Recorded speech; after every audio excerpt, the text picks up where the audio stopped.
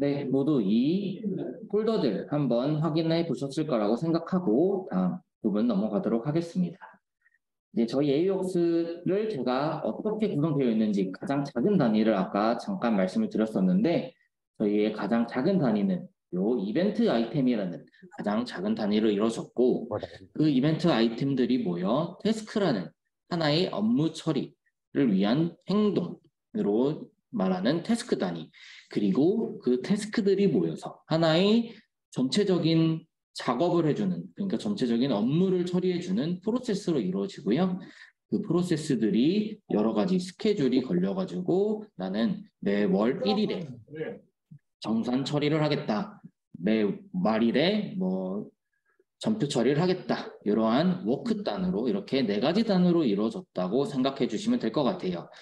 근데 이 워크 단 같은 경우에는 미니나 워크센터에서 이제는 작성을 하는 것이고 스튜디오 단에선 이 프로세스부터 태스크, 이벤트 요 3가지의 단만 사용한다라고 알아주시면 될 것 같아요. 밑에도 이제 같은 내용을 이렇게 좀 알아보기 쉽게 정리해 본 부분입니다. 각 태스크 프로세스가 어떠한 것인지 더 정확하게는 실질적으로 이 스크립트를 작성해 보면서 알아보시는 게 좋을 것 같으니 넘어가도록 하겠습니다. 이렇게 스튜디오를 열게 되시면은 맨 처음에 이 화면으로 나타날 거예요. 저희는 이번에 올해 1월에 3.0 버전이 새로 업데이트가 되어서 모두 3.0 버전으로 다 이렇게 배포를 해드렸고요. 3.0 버전에는 이제는 뭐 프로세스, 라이브러리 프로세스 이렇게 2가지가 네, 이제 다른 분이 이 음소거를 안 해두신 분이 있는 것 같아서 제가 계속 주기적으로 끄면서 하고 있습니다. 지금은 혹시 괜찮으신가요?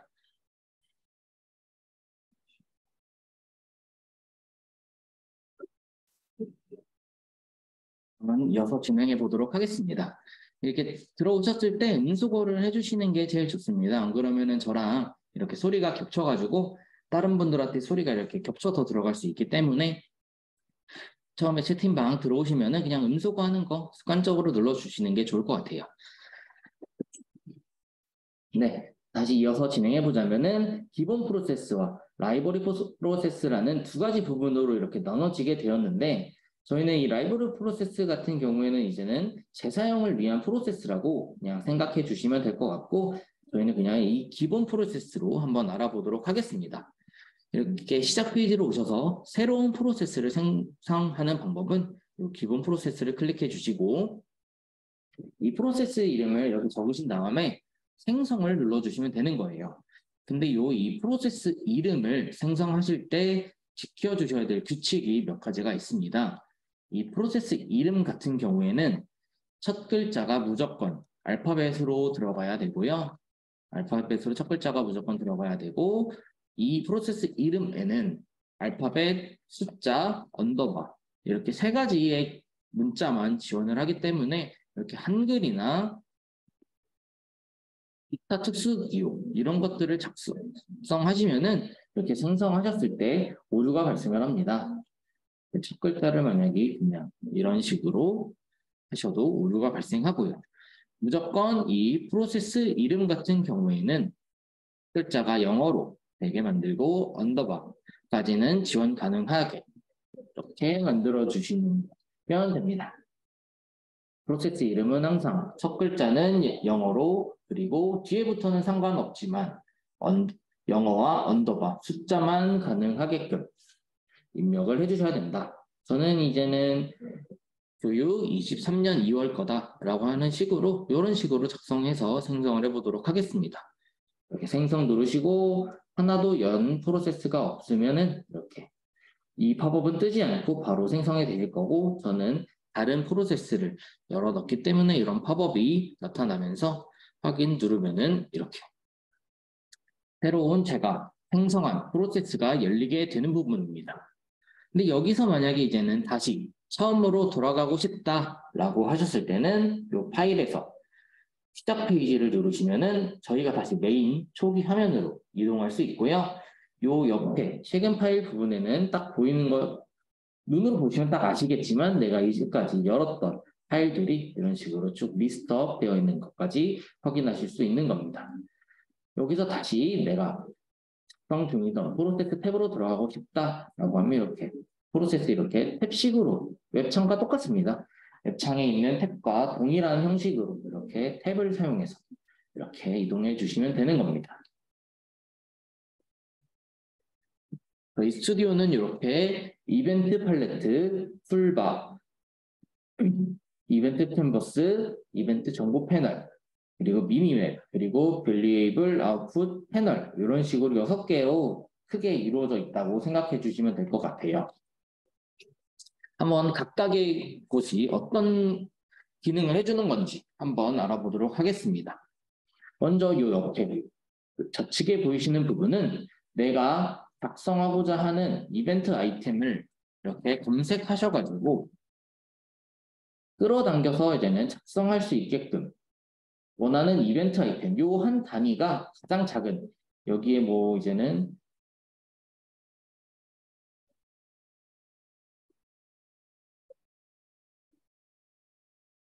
클릭이라는 부분도 있을 수 있는데 클릭이라는 요 가장 작은 단위 부분, 이런 클릭 단위 같이 한 단위에 대한 단위 한 행위에 대한 부분의 이벤트를 이런 식으로 끌어당겨 오셔가지고 사용할 수 있는 부분인 겁니다.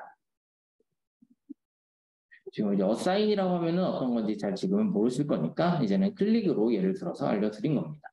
이렇게 어떤 행위들을 검색하여 가지고 이렇게 끌어당겨서 내가 가져와서 사용할 수 있도록 도와주는 곳.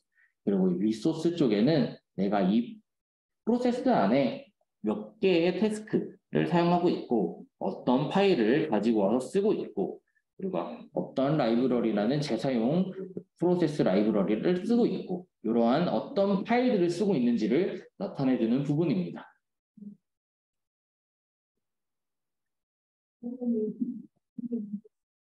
요 해당 부분들은 좀 더 계속 해보면서 여기 이렇게 쌓이고 이렇게 쓰는구나 알아두시면 되니까 일단은 요 이벤트 아이템 쪽이 이제는 내가 원하는 것을 검색해서 사용한다 라고 알아두시면 될 것 같아요. 그리고 이 위에 있는 툴바 이쪽에는 엑셀이나 뭐 워드 한글에서 사용하는 것과 비슷하게 뭐 뒤로 가기, 되돌리기, 저장, 잘라내기, 복사, 붙여넣기, 그리고 확대, 축소, 그리고 내가 작성한 이벤트 아이템의 실행, 그리고 정지, 이쪽은 이제 디버그 기능, 그리고 정렬에 대한 기능, 그리고 녹화 기능, 이렇게 그냥 좀 빠른 기능 창을 이렇게 넣어놓은 부분이라고 생각해 주시면 될 것 같아요. 각 기능들은 이렇게 보시면은 대부분 다 아시는 거고, 이렇게 정렬 같은 경우에 여기는 무슨 정렬이 있나요? 라고 생각을 하실 수 있는데 이벤트 아이템을 이렇게 연결할 수도 있고 연결하지 않을 수도 있고 이런 식으로 막 넣을 수 있는데 이렇게 넣어두다 보면은 나는 이게 어떠한 순서로 이루어지는지 알 수 없기 때문에 이런 식으로 정렬 버튼을 누르면은 이 앞에 이 팝업되어 있는 위치에 맞게 한 줄로 쫙 정렬이 되는 것을 확인하실 수 있는 부분입니다.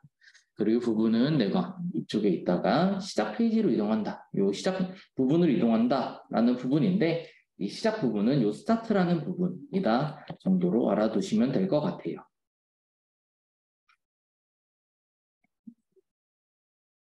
그리고 여기 밑옆 내부 격자 무늬가 존재하는 거는 이제 컨버스 패널 쪽인데 이 안에는 내가 실질적으로 이벤트 아이템을 끌어와서 이 흐름을 만들어주는 부분이라고 생각해 주시면 될 것 같아요. 이렇게 흐름을 계속 쭉쭉쭉 진행되게끔 어떠한 흐름을 만들어 줄 거다라는 흐름을 만들어주는 부분이라고 생각해 주시면 될 것 같고 이 미니맵 같은 경우에는 내가 여기에 어떠한 이벤트 아이템들이 이렇게 넣었는지를 그냥 한눈에 크게 알아봐서 이런 식으로 그냥 여기를 이동하셔가지고 이렇게 내가 원하는 곳으로 이 위치를 이동시킬 수도 있고요.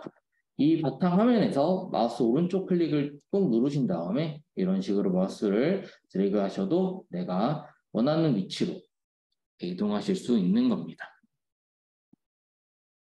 미니맵 같은 경우도 뭐 이제는 다 객관적으로 어떤 건지 딱 보이니까 이제는 그냥 아시면 될 것 같아요. 저는 이렇게 접었다 펼 수도 있는 기능이 있어서 저는 이 시야에 가리는 게 좀 불편하다 생각을 해서 대부분 이렇게 접고 사용하는 편입니다. 그리고 이 밑에 부분은 내가 작성한 이벤트 아이템의 로그들, 아까 이쪽에서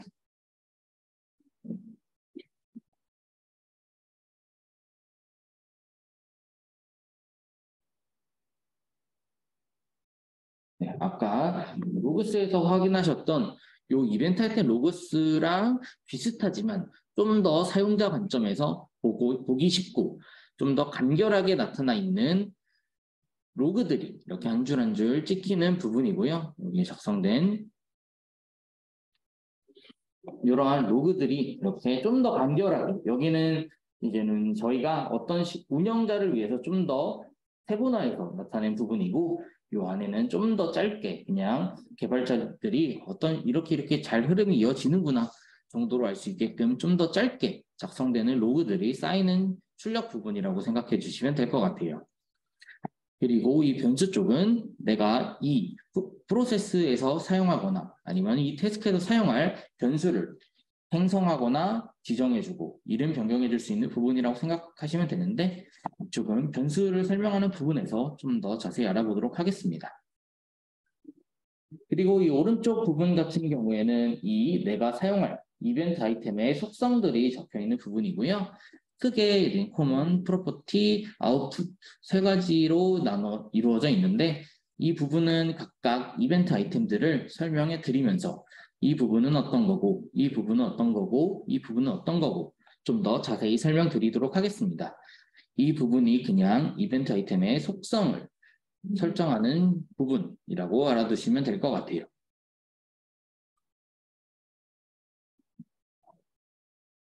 그리고 이 위에는 다 거의 모두 사용하시는 모든 프로그램과 거의 동일할 거예요. 도움말 이렇게 정보랑 도움말 보기 나와 있고요.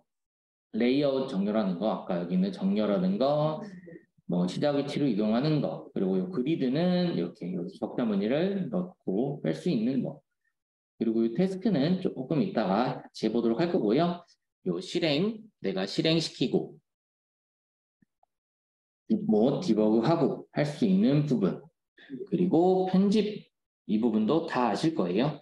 여기 붙여넣기 모두 선택 삭제까지는 다 아실 건데 요 밑에 활성화 비활성화 요 부분을 한번 설명드려 보겠습니다. 요 실행 취소부터 삭제까지는 엑셀에서도 다 사용하셨을 거고 워드, PPT에서 다 많이 사용하셨을 기능이기 때문에 이 부분에 대한 설명은 넘어가고 활성화와 비활성화에 대해서 한번 알아보도록 하겠습니다.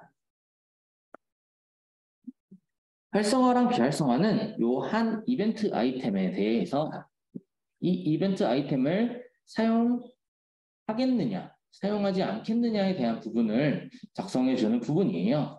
이렇게 만약 얘를 비활성화해주면은 얘가 좀 불투명한 부분으로 바뀌게 되면서 얘는 스타트에서 이어져 있지만 수행되지 않고 아무런 역할도 하지 않는 녀석으로 변경해 주는 거라 생각해 주시면 될 것 같습니다. 그리고 다시 활성화시키고 싶으시면은 이렇게 활성화도 시킬 수 있는 거고 이 옆에 이 커먼이라는 특성 부분에서도 설정 체크해서 비활성화시키고 언체크해서 다시 활성화시킬 수도 있습니다.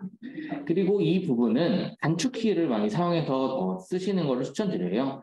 왜냐면은 제가 이따가도 설명드릴 건데 저희 AOX는 이렇게 순차적으로 이루어지는 시퀀스라는 구조를 갖고 있기 때문에 얘가 중간에 나는 이 두 부분만 테스트하고 싶어 라고 했을 때 얘를 이렇게 줄 뺀다고 해서 이 줄이 끊어지지 않으면은 얘는 빠지거나 수행되지 않는 게 아니에요.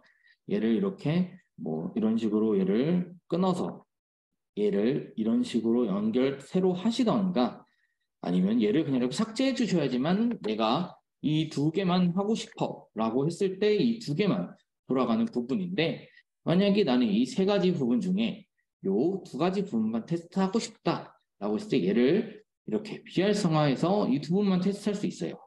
그래서 이 부분을 정말 많이 사용하실 건데 그때 컨트롤 D로 사용하지 않겠다. disable 비활성화 처리를 할 수 있고요. 컨트롤 E로 활성화. 나는 이걸 다시 사용하겠다. 라는 부분으로 이렇게 설정하실 수 있는 부분입니다.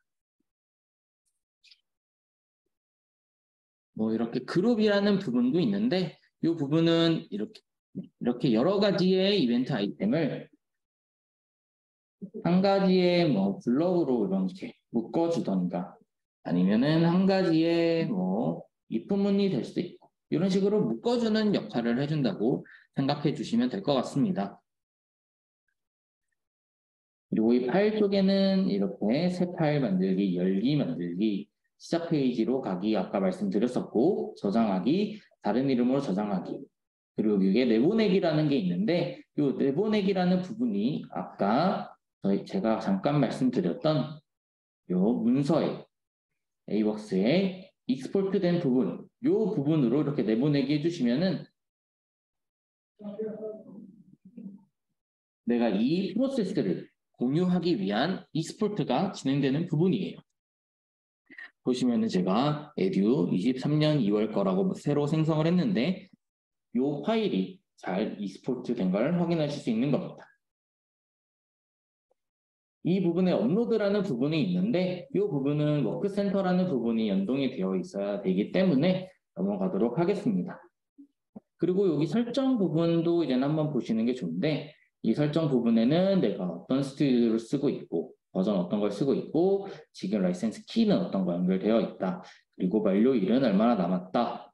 이렇게 나타나 있는 거고 저장 위치는 어디로 하겠다. 디폴트 경로는 이렇게 다 같이 적혀 있지만 이렇게 변경하시려면 변경하실 수 있는 겁니다. 그리고 자동 저장도 지원을 하는데 자동 저장은 이런 식으로 저장을 하겠다.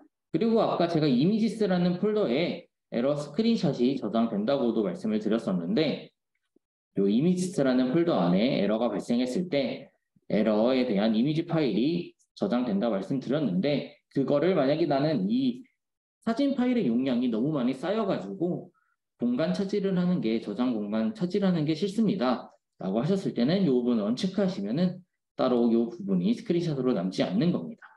근데 이제는 초반에는 내가 어디 부분에서 오류가 발생했는지를 좀 더 직관적으로 확인하시는 게 좀 더 도움이 될 수가 있기 때문에 그 부분을 그냥 저는 체크하고 그리고 체크하셔서 수행하는 거를 저는 일단 추천드리겠습니다. 그리고 이 확장 기능 쪽이에요. 제가 아까 AWOX를 사용하기 위해서는 크롬 확장팩과 엣지 확장팩 두 가지가 설치되어 있어야 된다라고 말씀을 드렸었는데 이 두 부분을 설치하는 방법 위치입니다. 이 자바 확장팩 같은 경우에는 제가 AWOX 스튜디오를 설치하면서 그 부분을 체크하면 자동적으로 설치가 된다라고 말씀드렸던 부분이고요. 이 크롬 확장팩과 엣지 확장팩을 설치는 좀 이따가 다시 해보도록 하겠습니다. 다른 부분 먼저 설명드리고 한번 확장팩 설치해 보도록 할게요. 그리고 이제는 이벤트 아이템이라는 부분도 있는데 이 이벤트 아이템에 저희가 이제는 마이크로소프트라든지 한글을 지원하는 부분에 있어서 내가 사용한 이벤트 아이템이 한 가지가 종료되면은 자동으로 닫기를 할 것이냐 자동으로 닫기를 할 것이냐라는 것은 자동으로 종료할 것이냐 내가 원하는 한 부분을 진행하고 나서 자동으로 종료할 것이냐에 대한 부분을 체크해주는 부분이에요. 근데 저는 이 부분을 다 이렇게 언체크하고 쓰는 이유가 저는 이렇게 한 엑셀을 가지고 여러 작업, 그러니까 좀 복잡하거나 많은 작업을 할 가능성이 좀 많은 분들이 대부분이라고 생각을 하기 때문에 그렇게 하게 되면은 만약에 엑셀을 닫았다, 열었다, 닫았다, 열었다 계속 반복을 해줘야 되기 때문에 저는 이 부분을 다 언체크하고 내가 이 부분이 끝났다라고 인식이 될 때 닫는 방식으로 사용하기 위해서 다 언체크하고 사용하고 있습니다. 환경 설정 경우에는 언어 설정과 이 테마, 밝기라고 해야 될까요? 네, 테마를 밝기, 어둡게 할 거냐, 밝게 할 거냐 정도 해줄 수 있다. 그리고 캔버스 쪽은 제가 보시면은 이게 지금 이벤트 아이템이 이런 식으로 다 지금은 난잡하게 막 내가 위치하고 싶은 대로 다 이렇게 겹칠 수도 있고 이렇게 다 들어가 있는데 이 부분을 이렇게 둘 다 체크해 주시면은 아무리 내가 이렇게 막 가져다가 둬도 이 이벤트 아이템들이 이 스타트 버튼과 연결된 것들은 이쪽으로 다 같이 연동이 되고요. 이렇게 연결이 되지 않은 녀석들은 다 이 오른쪽에 다 이렇게 자동적으로 정렬이 되는 기능을 지원해주는 부분입니다. 그러니까 바탕화면의 아이콘 자동 정렬 기능과 거의 동일하다라고 생각해 주시면 조금 이해가 쉬울 것 같아요. 그리고 이 태스크 부분 먼저 알아볼 건데 이 태스크라고 하는 부분에 있어서는 이 태스크는 제가 아까 업무 처리를 하기 위한 한 가지의 큰 행위라고 말씀을 드렸습니다. 그러니까 하나하나의 작은 행위들은 제가 네이버를 로그인한다라고 했을 때 네이버 브라우저를 연다, 아이디를 입력한다, 비밀번호를 입력한다가 이벤트 아이템 하나하나가 되는 것이고요. 이 네이버를 로그인한다라고 하는 게 이 태스크가 되는 겁니다. 근데 여기에서 보시면은 제가 만약에 브라우저를 열 거야. 저희는 오픈 브라우저라는 이벤트 아이템을 사용하는데 이 프로세스 탭에 아무리 오픈 브라우저라는 요거를 검색하셔도 이렇게 이벤트 아이템이 없다고 나타나지가 않아요. 저희는 이렇게 이 새 태스크 이 네이버 로그인이라고 제가 작성해서 만들어 본다면은 여기서 이렇게 자동적으로 나타난 걸 확인할 수 있어요. 그러니까 저희는 이 한 가지의 작은 행위들을 모두 이 태스크 안에서만 가져다가 작성할 수 있게끔 만들어 놨기 때문에 항상 요 태스크 단에서부터 저희가 한 가지의 작업을 하고자 하는 행위가 이루어져야 되고요. 이 프로세스는 내가 작성한 요 태스크들이 이렇게 이어져서 하나의 큰 업무가 이루어진다라고 생각해 주시면 될 것 같습니다. 이렇게 끌어다 쓸 수 있는 부분 같은 경우에는 작성하면서 좀 더 깊게 알아보면 될 것 같고요. 태스크 같은 경우에도 새 태스크를 작성하시면 되고 태스크 같은 경우에도 아까 프로세스를 작성했던 것처럼 첫 글자는 항상 알파벳으로 들어가야 되고 언더바 숫자 이렇게 세 가지의 문자만 지원을 하기 때문에 이 프로세스에 대한 이름 조건과 동일하다라고 생각해 주시면 될 것 같습니다. 이 밑에 대한 부분은 삭제, 이름 변경하는 부분이고요. 업로드 공통 태스크 같은 경우에는 워크센터랑 서로 연동이 되어 있어야 하기 때문에 넘어가고 요 태스크 내보내기는 아까 요 프로세스 내보내기 한 것처럼 요 익스포트 쪽에 내가 작성 중인 태스크를 공유하기 위해서 이렇게 내보내기 할 수 있는 기능 그리고 요 태스크 가족을 통해서 내가 내보내기 해서 생성한 요 태스크 파일들을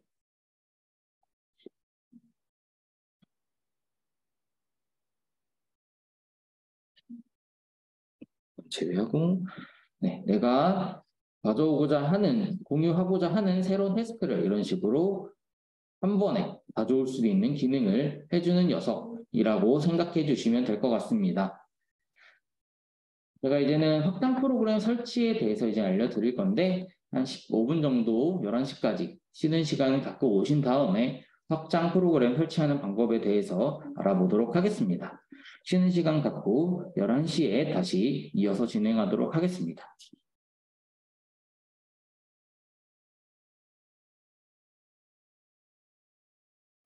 네, 이어서 진행해 보도록 하겠습니다. 이렇게 태스크 만들어서 태스크 안에서만 요 클릭이라든지 오픈 브라우저 아니면은 키보드 입력하기 등등의 기능을 사용하셔야 된다는 거 알아두시면 될 것 같습니다. 그리고 이제 이번에 해볼 마지막으로 한번 확장 프로그램 한번 설치 한번 해보도록 하겠습니다. 확장 프로그램 같은 경우에는 이렇게 크롬이나 엣지에 저희 AWORKS 이 프로그램이 동작을 가능하도록 연동해주는 기능 역할을 해준다고 생각해 주시면 될 것 같아요. 보시면은 여기에 이 네이버 로그인이라는 이 글씨를 클릭하던가 아니면은 이 뉴스라는 이 탭을 클릭하는 등 이 모든 기능들을 다 사용하기 위해서는 요 확장 기능이라는 부분을 사용하도록 설치를 해주셔야 되는 겁니다. 설치하는 방법 같은 경우에는 이렇게 설치를 누르시게 되면은 네, 잠시만요. 제가 이 두 개가 이미 설치가 되어 있어가지고 둘 다 먼저 지우고 또 같이 한번 해보도록 하겠습니다.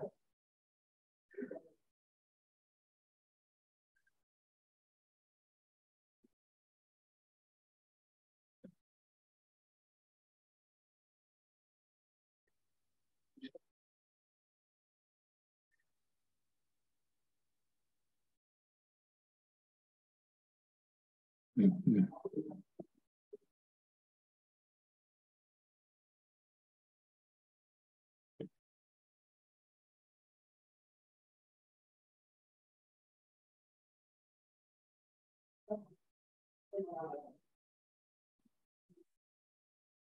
둘 다 먼저 일단 삭제를 했습니다. 설치하는 방법 같은 경우에 다시 말씀드리자면은 일단 기본적으로는 이렇게 설치를 누르시면은 설치가 되시는 환경도 있을 건데 보안 환경이 조금 걸려 있는 곳 같은 경우에는 이렇게 대부분 설치가 실패했습니다. 이 팝업이 나타나면서 설치를 불가능하다라고 나타날 거예요. 그럴 때 같은 경우에는 이렇게 AWORKS 웹 액세시빌리티 요 링크를 이렇게 클릭을 해주시면은 이 크롬에 저희 확장 프로그램을 사용 가능한 요 링크로 전달이 되게 되고요. 그다음에 확인 버튼 먼저 눌러주시고 요 크롬의 추가, 확장 프로그램 추가 이런 식으로 눌러주신 다음에 이렇게 잘 확장 프로그램이 작동 이렇게 위에 팝업이 되는지 확인해 주시면 되는 겁니다. 그리고 이렇게 지금은 이 페이지 같은 경우는 이 확장 프로그램을 눌러보시면은 이렇게 약간 블러 처리처럼 이렇게 약간 어둡게 되어 있는데 이 확장 프로그램이 사용 가능한 사이트 같은 경우로 이렇게 이동할 경우에는 이렇게 확장 프로그램이 파란색으로 나타나면서 사용 가능한 상태로 나타나게 되는 것까지 한번 확인을 해주시는 게 좋습니다.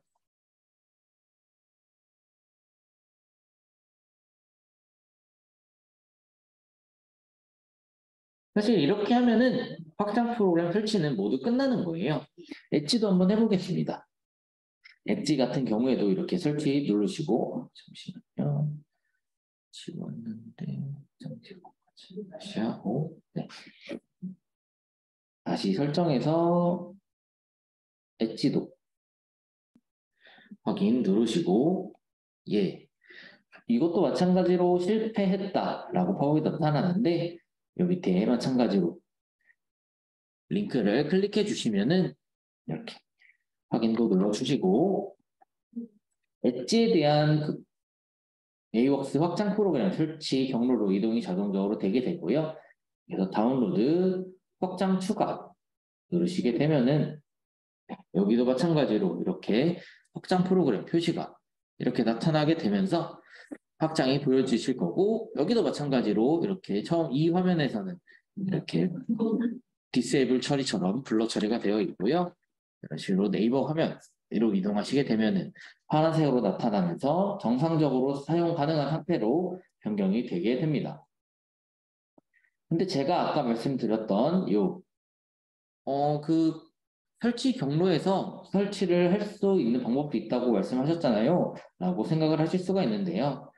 이렇게 뭐 확장 프로그램이 설치를 하실 수 있는데 뭐 좀 보안이 강력한 환경 같은 경우 혹은 이 인터넷 설정에서 이 확장 프로그램 익스텐션 경로를 막아놓은 환경 같은 경우에는 이 확장 프로그램 설치 경로 자체를 진입을 못할 수가 있습니다. 그럴 때도 저희가 이 확장 프로그램을 설치할 수 있도록 저희가 지원을 해드리는데 잠시만요. 제가 먼저 다 삭제부터 한 다음에 해보도록 하겠습니다. 지금 설치되고 네, 제거까지 하고 지금 확장이 둘 다 설치가 안 되어 있는 상황인데 나는 이 확장 프로그램이라는 설치 링크를 접속을 할 수 없는 환경입니다. 라고 하시면은 제가 아까 말씀드렸던 PC 드라이브. 저 같은 경우에는 이제는 디폴트 경로로 설치를 했기 때문에 이 디폴트 경로에서 찾도록 들어가는 거고요. 스튜디오에 제가 아까 말씀드렸던 크롬 플러그인, 엣지 크로미늄 플러그인 이 두 가지를 사용하시면 되는 겁니다. 모두 이 폴더까지 한번 진입해 보시는 것까지 1분 기다려 보도록 하겠습니다.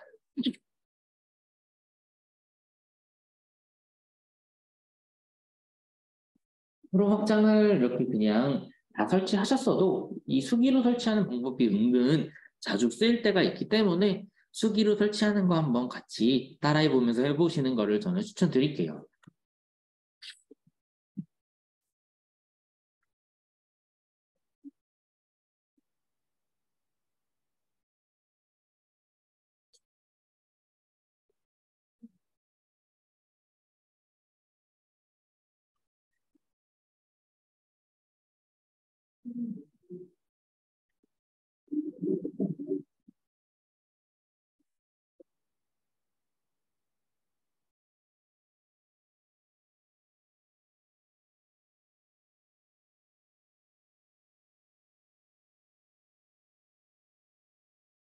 네, 여기까지 다 진입하셨을 거라 생각하고 먼저 크롬 플러그인부터 들어가 보겠습니다. 크롬 플러그인은 이 폴더명에서 느껴지듯이 이 크롬에 대한 확장을 설치하게끔 해주는 부분이에요. 지금 확장 프로그램 같은 경우 AWS 확장 프로그램 설치가 되어 있지 않습니다. 그럴 때 먼저 저희는 이 확장 프로그램 관리 쪽으로 들어가 주셔야 돼요.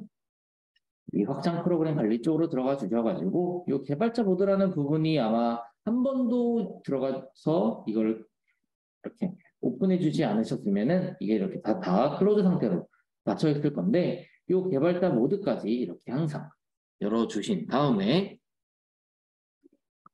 저희가 아까 들어갔던 크롬 플러그인이라는 이 폴더 내에 CRX 파일, 여기 이제는 확장 프로그램 설치 파일이라고 생각해 주시면 되는데요. 이 파일을 이런 식으로 이렇게 드래그 앤 드랍 해주시면 되는 겁니다.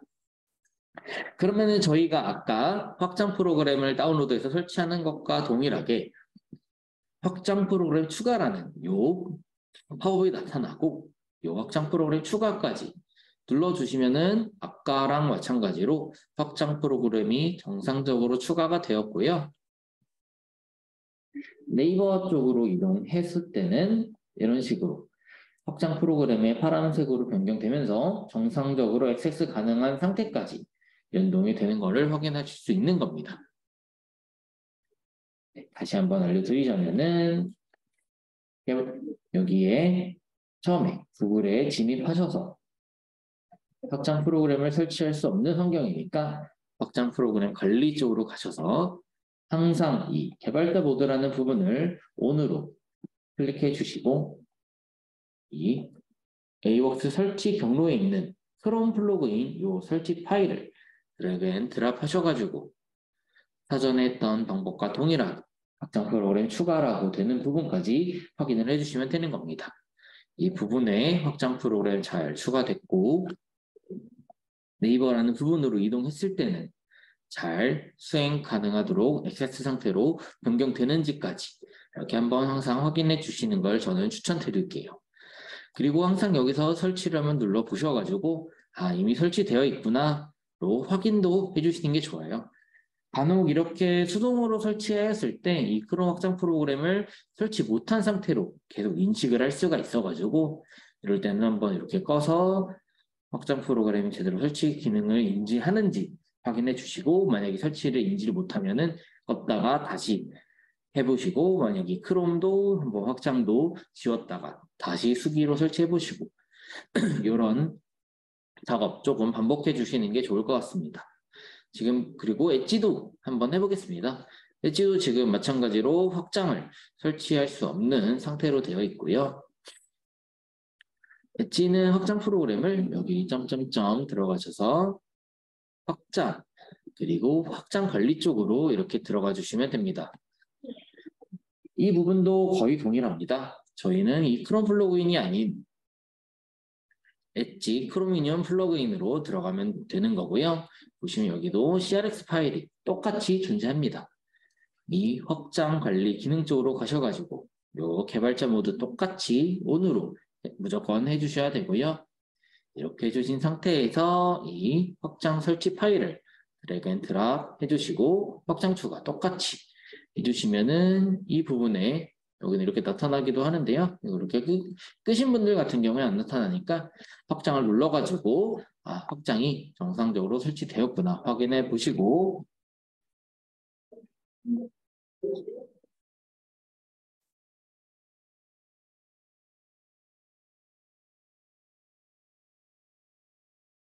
네이버까지 이동해 보셔가지고 확장 프로그램이 정상적으로 XX 되어 있는 상태로 연결되었는지 확인해 보시는 게 좋습니다. 이 엣지 쪽도 다시 한번 보여드리자면은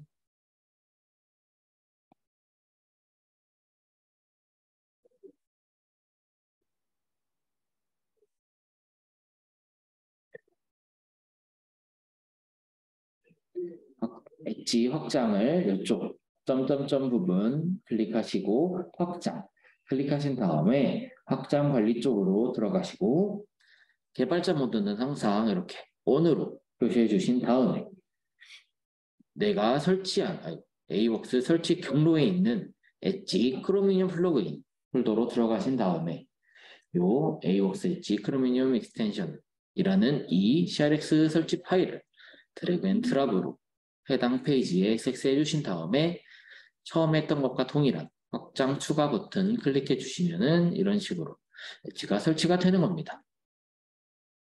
네이버로 이동해서 이런 식으로 정확히 작동하는지까지 확인을 해주시면 되고요. 여기서도 설치를 누르셨을 때 이미 설치가 되어 있습니다. 라는 메시지 팝업까지 이 스튜디오가 이 확장 프로그램을 서로 연동이 잘 되었는지 확인을 그냥 해주는 작업 정도 해준다라고 생각해 주시면 될 것 같습니다.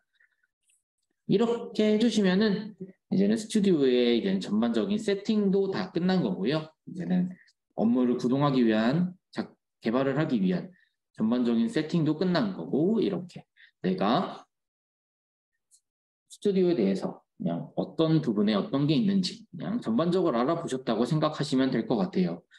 이 확장 프로그램 설치 같은 경우에 안 되면은 이 다음에 할 수 있는 작업이 진행되지 않으니까 지금 한번 5분 정도 다들 설치하실 때까지 기다려 보도록 할게요. 이 확장 프로그램이 잘 설치가 안 돼가지고 계속 애를 먹으시면은 이 다음 부분 같은 경우에 점점 따라오기 힘들어질 수 있으니까 한 5분 정도, 20분까지 확장 프로그램 설치하는 거 좀 기다려 보도록 하겠습니다. 만약에 지금 강의 들으시다가 뭐 궁금하거나 좀 나 막히고 아니면 이건 더 알려줬으면 좋겠다라고 생각되는 부분이 있으시다면 언제든지 이 채팅으로 남겨주시면 제가 계속 확인하고 답변 드리고 있으니까 이 수신자를 모두로 해가지고 이렇게 글 남겨주시면 될 것 같습니다. 왜냐면 수신자가 모두여야지 이제 다른 분들도 이 사람이 어떤 걸 질문했고 제가 어떤 어떤 답변을 드리고 있구나라고 인지할 수 있기 때문에 이 화상 회의 채팅이라는 부분에 항상 수신자를 모두로 해가지고 언제든지 편하게 질문해 주시면 될 것 같아요. 한 5분 정도 기다려 보도록 하겠습니다.